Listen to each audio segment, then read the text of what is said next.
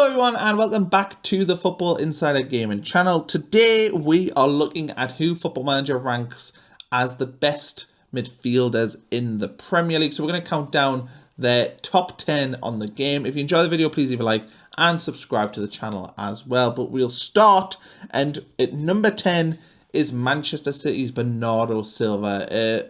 Just a player who has been so consistent since he came to the Premier League. I don't even know how many trophies he's won, but he must be well into double figures. And he's just been so good for City. Very consistent. Kind of came in as a forward winger, has been moved around, can play in the 10, could still play also on the right or left, but spends a lot of his time playing in centre midfield now. And he's just been so consistent, almost like a Swiss Army knife for Manchester City. And Football Manager ranks him in at 10th. I think that's probably a fair rating for him, to be considered one of the best in the league. And at number 9, we have Moises Caicedo at Chelsea. They obviously paid an absolute fortune for him from Brighton, but he is one of the best defensive midfielders in the league. Just a machine in there, covers so much ground, tenacious, loves a tackle, loves winning the ball back and just getting attacks going for Chelsea. And he's one of my favourite players to watch, and I'm not surprised to see him rank so highly and being in the top 10. So he gets in at 9th. His midfield partner, Enzo Fernandez, pulls in at number 8. Of course, a World Cup winner, a Club World Cup winner as well for that matter. He's won the double there.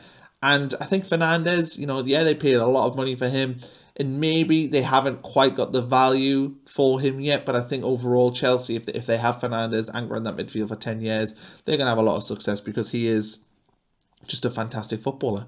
And he ranks in at number 8, and I think that's probably a fair rating for him. Right, next up, number 7, we have Bruno Guimaraes at Newcastle United. And, since he's been at St. James's Park, Bruno has been one of the best midfielders in the league. He's a goal threat. He manages to get himself a lot of goals. He's also one of them who, if Newcastle are having a bad day, just feels like he always pops up with a special moment, whether or not it's a goal or an assist. And he epitomises what Newcastle are in terms of that press and that aggression. He is all of that, and just a horrible player to play against. When you're lined up against Newcastle and Bruno's playing, that you're in for a very difficult 90 minutes of football. So he is definitely deserving of being on this list, and it's also his midfield partner that is ahead of him. So in 6th place is Sandro Tonali, and I think for me, I would actually have Bruno ahead of Tonali, but I think Tonali has actually had quite a weak season this season compared to last season. But there is no doubt in his quality, a player again who is a little bit of a goal threat, is a very good passer of the ball, fits into that Newcastle press and that Eddie Howe team very well, and he's just been very, very consistent since he came to the Premier League. But yeah, for me, I have Bruno ahead of him, but Football Manager has Tonali ahead of Bruno. Okay, in 5th place is Florian Wirtz from Liverpool, and he, came in this past summer from Bayer Leverkusen, had a really slow start, but he feels like he's picking up a little bit now, and I think Wirtz is beginning to show his quality in recent weeks, but he still looks nowhere near the finished product at Liverpool, and still looks to me like he needs to adapt to the Premier League. I'm not sure if the physicality is maybe what is hindering him right now, but yeah, Wirtz gets into the top 5. I think on current form, that is probably a little bit too high for him. In the 4th position is Manchester United's Bruno Fernandes, and he, without a doubt for me, is Manchester United's best player, comfortably the best player as well. He is capable of those big moments. He's the heart of that team, and when he doesn't play, they look far weaker. And I think Fernandes, he went to Manchester United during a downtime, and he's been the bright spark for them, and he is the heartbeat of that team. And often, if Manchester United are going to win games, it comes down to Bruno Fernandes and whether or not he is playing and whether or not he is playing well. So I think he is deserving of his place on this list at number 4. And at number 3 is Martin Odegaard of Arsenal. And to be honest, I think he has maybe seen his form regress a little bit over the last year.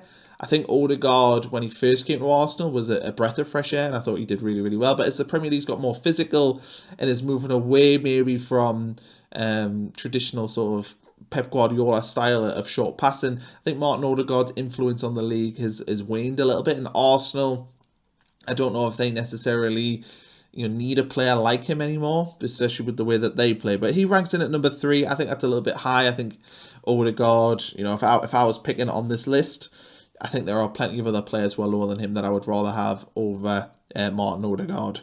Top 2, we've got Rodri at Manchester City, Ballon d'Or winner.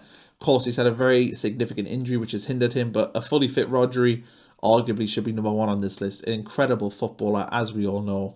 And yeah, if he hadn't had that big injury, I think that Rodri and Manchester City would have won more trophies over the last 18 months. And in the first position is Arsenal's Declan Rice.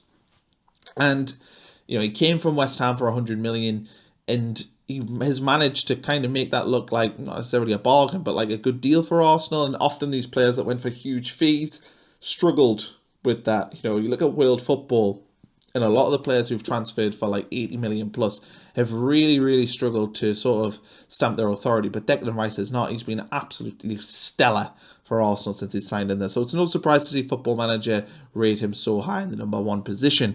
Let me know though what you think of this list. If there's any players missing, or if there's players you would take off this and put others in, I'd be curious to know. If you enjoy the video, please leave a like. Please also subscribe to the channel, and we'll catch you again for another one.